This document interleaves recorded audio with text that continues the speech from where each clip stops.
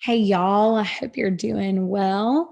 I am so grateful that you've been so patient. My nanny was out last week, and typically I get a lot more reviewing done than I did. So, thank you so much just for your kindness and your patience as I'm reviewing these essays. I am done with a lot of them. The rest of them I will be finishing Wednesday morning early. So all of you should have your feedback by about Wednesday at lunch. And again, just thank you so much for your patience. I'm seeing some pretty consistent errors, so I want to address those through this lecture and just address some things that I'm not sure we just didn't understand the first time or that just need to be reviewed. But if anything in this lecture resonates with you and it doesn't make sense, please take the time to make an appointment and reach out to me. So the first thing I want to talk about is the very specific parts within this essay. Within all essays, you have three parts: an introduction, a body, and a conclusion. But let's address what parts we should be seeing in a problem solution essay. So first, you need an introduction, and that introduction should have a hook, which is an attention getter, historical background information that gives some insight to what you're going to discuss, and then your thesis. And the thesis should have two parts. It should, for one, state the problem, and then it should offer a clear solution. One or two solutions is max. You should not have more than that. One of the things that I'm seeing is the solution component is just not clear. A lot of you are saying things like the government needs to do something, or we need to rise up and blah, blah, blah. There should be a very clear problem addressed, and that problem should be very narrow and skewed. And then there should be a viable, clear solution offered up.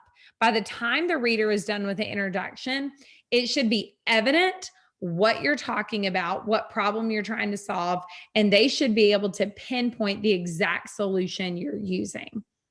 Then we go into the body, and guys, there's really two parts to these body paragraphs, and it requires a really strong transition as you go into the second part. The first part of the essay body should prove the problem exists.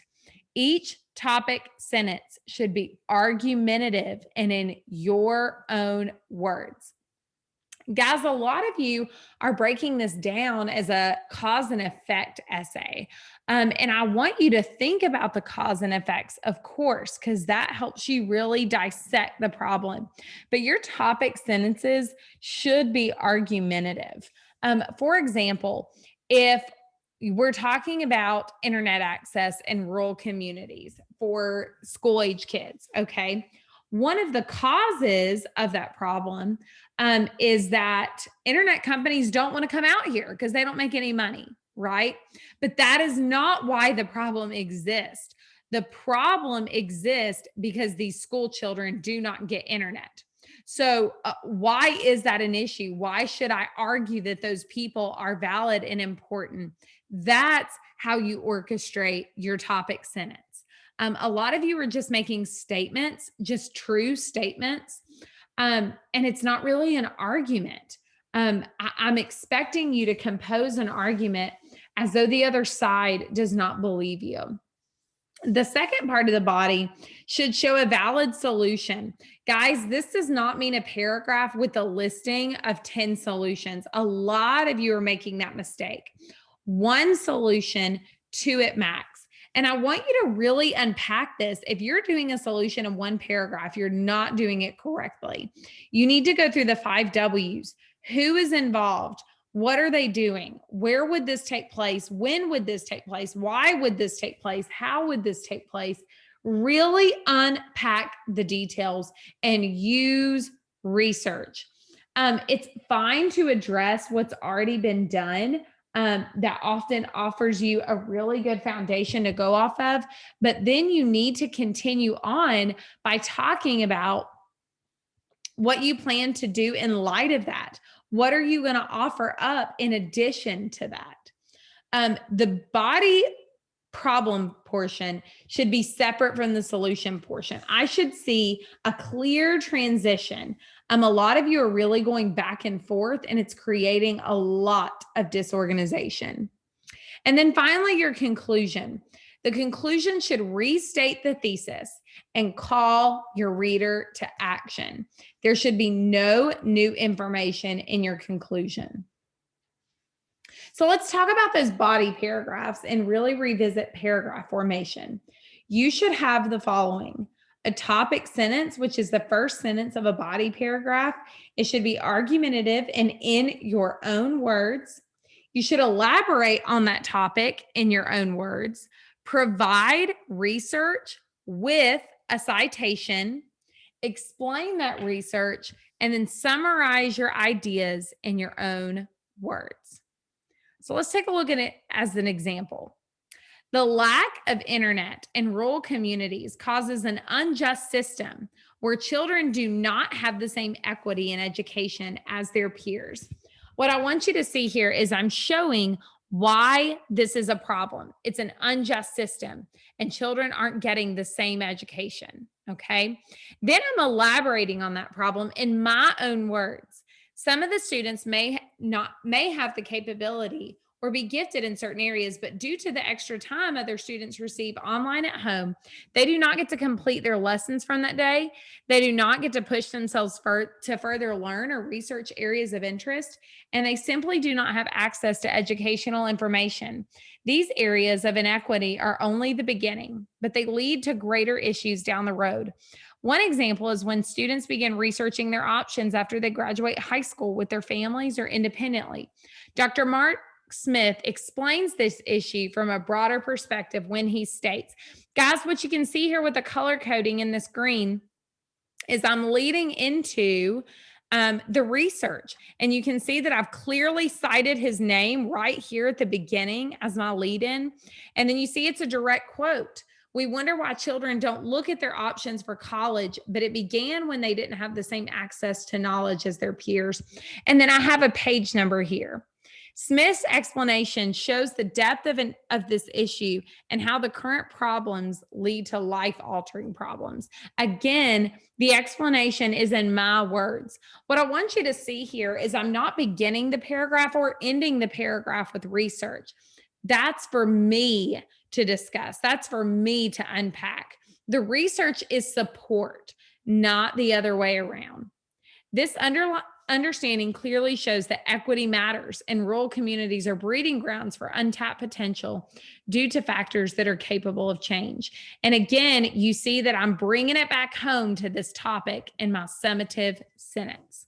So again, what I want you to see here in this example is how important it is to really frame your paragraph as an argument. The same organization should occur in your solution, right? You might not be creating arguments because you're showing a valid solution and how it's going to work, but the same patterns should exist. The topic sentence and the explanation should be in your own words. You should have a clear citation. You should have an explanation of that and then a closing. And then I want to talk about a few citation issues. If there is an author's name, use the last name for the citation. If there is a page number and you see page numbers in your source and the work cited, that needs to be listed in your paper. It needs to be in a parenthetical citation at the end of your sentence, just as I showed you here. If there is no author, you need to be using the title of the work. This is the article title, not the journal title, not the database, but the article title. And it needs to be in quotation marks, and important words need to be capitalized. Only use a number if there are marked pages or paragraph numbers. If you do not see page or paragraph numbers, you simply don't use them. You cite using the author's name, and if the author's name is not available, you're going to use the title. So let's talk about just a final list of things to review. There should be no first or second person point of view language. This creates biased work. And remember, we are academic scholars. We're using research to draw our points and conclusions, and we don't want to appear emotional.